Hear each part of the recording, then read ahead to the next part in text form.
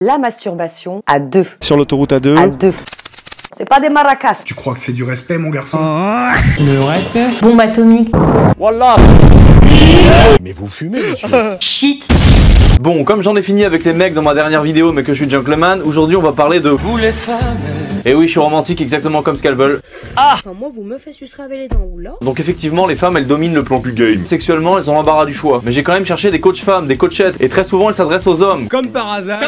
Donc rien à voir avec les coachs mecs. Eux ils proposent des formules d'ingénierie pour sortir du pucelage comme de Prison Break. Pire qu'un casse-tête, leur truc c'est plus des coachs en séduction, c'est des coachs en déduction les mecs. Alors que les meufs elles ont des formules beaucoup plus allégées, beaucoup plus simples, beaucoup plus intuitives. C'est des coachs en réduction on va dire. Bam. Just kidding bro, you know. Trois grands conseils qui sont vraiment primordiaux. La faire jouir et nous faire jouir, Etc. etc. toutes les femmes seront d'accord avec moi.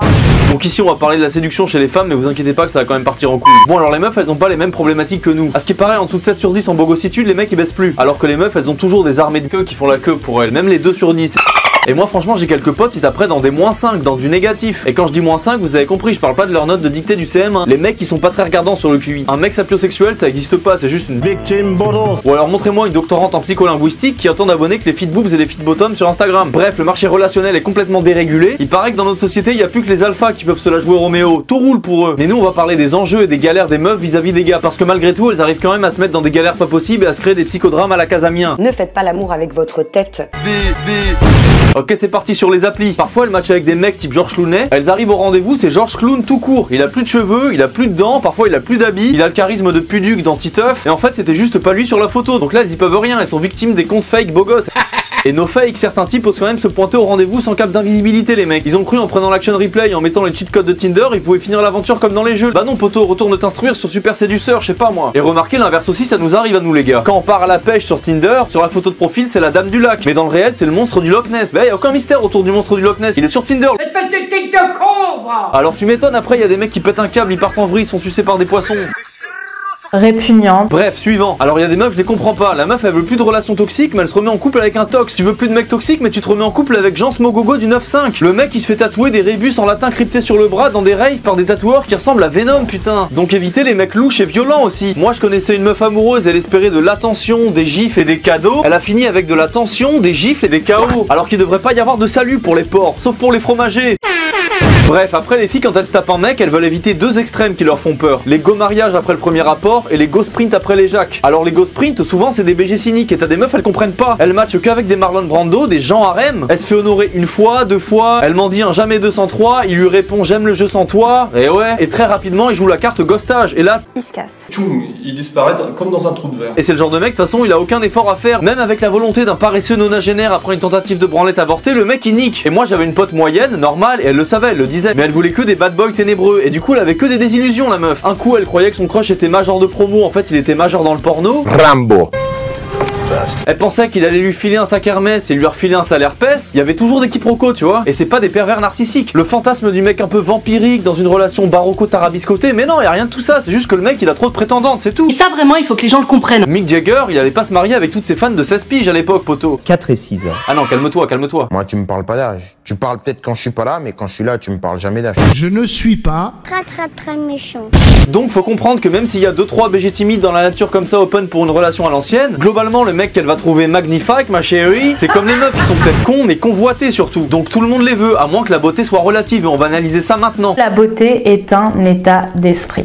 Alors qui est beau, qui est moche? Là on voit vraiment que le beau c'est subjectif, hein. On a vraiment tous des avis différents, c'est sûr, voilà. À la levrette, c'est réel. Bon, c'est comme si tu vas au zoo, tout le monde veut voir le tigre, mais à côté il y a les Wistiti, les pangolins, et qu'est-ce qu'ils font eux? Ils se branlent? Bah non, même pas, ils font du nofap maintenant. Bref, tout ça pour dire que globalement dans la vie, il faut pas toujours viser la lune, hein. T'atteins pas forcément les étoiles. Parfois tu retombes avec fracas. L'ambition ça peut devenir de l'ambition, tu te fais enculer. Et si t'as pas compris, tu peux méditer 120 journées en écoutant Sad, elle chante bien. Mais un homme a besoin d'avoir Une salope, est-ce qu'on peut employer ce mot-là? Abruti. Bref, et dans tout ça, les coachettes en séduction, c'est toujours un peu le même manège, c'est comment conserver un homme. Brenda Boukris, Samantha Porpiglia, je pense à ces deux-là, et elles disent ouais, faut le challenger, faut être la meilleure version de soi-même, faut pas être acquise. Et ça c'est bien, mais la véritable vérité véridique, et c'est triste à dire, je vous l'accorde, mais c'est que le mec lambda, il veut que sa femme soit super performante à la Mais espèce de gros con. Cuisine.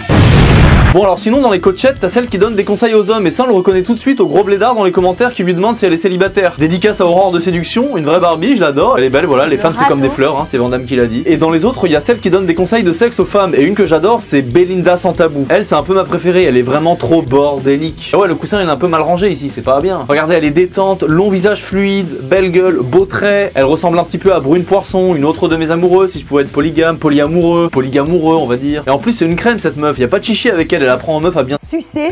comment bien faire jouir les mecs, tout ça. Et c'est génial ça, si ta meuf elle est froide comme un pirolo, tu la mets devant Belinda sans tabou, et le lendemain il y a l'XP à Brandy Love, poteau, c'est pas ouf ça. Donc Belinda sans tabou, si elle veut on fait une chaîne tous les deux, on l'appelle Belinda sans tabou la Raza, on critique des cartes, enfin y a un truc à faire je pense. Coup de pied au cul. Donc voilà, si tu vois la vidéo. Alors sinon en version teenager, il y a Embrouille, et j'ai un conseil à lui donner. Embrouille, fais gaffe dans tes running gags. Ton délire c'est la raclette. Team raclette. Du fromage fondant. Mais sachant que t'as 400 000 abonnés, que t'es écouté par 75% de mecs et que la quasi-totalité d'entre eux, soit 300 000 mecs, aimeraient être tes mecs, justement, à mon avis, d'un point de vue un petit peu psychanalytique, le fromage fondant blanc qui coule et que t'arrêtes pas de dire que t'adores ça, à mon avis, les types, ton délire de raclette, il va faire écho à leur désir de boucaquer. Fais très attention à ta prochaine rencontre abonnée. Une raclette qui fait 14 mètres de long. Je crois qu'on tient un truc là. Tant qu'elle mange le fromage dans les deux cas, c'est bon, hein. C'est hardcore. Ah, c'est juste un conseil, après tu prends pas. En tout cas, si tu changes de délire avec les fruits, prends pas la banane ou les melons, parce que ça sera un petit peu contre-productif. Alors maintenant, nos conseils qu'on pourrait donner aux meufs. Prenez du plaisir avec chacun de vos centimètres. Vous allez bien ce soir?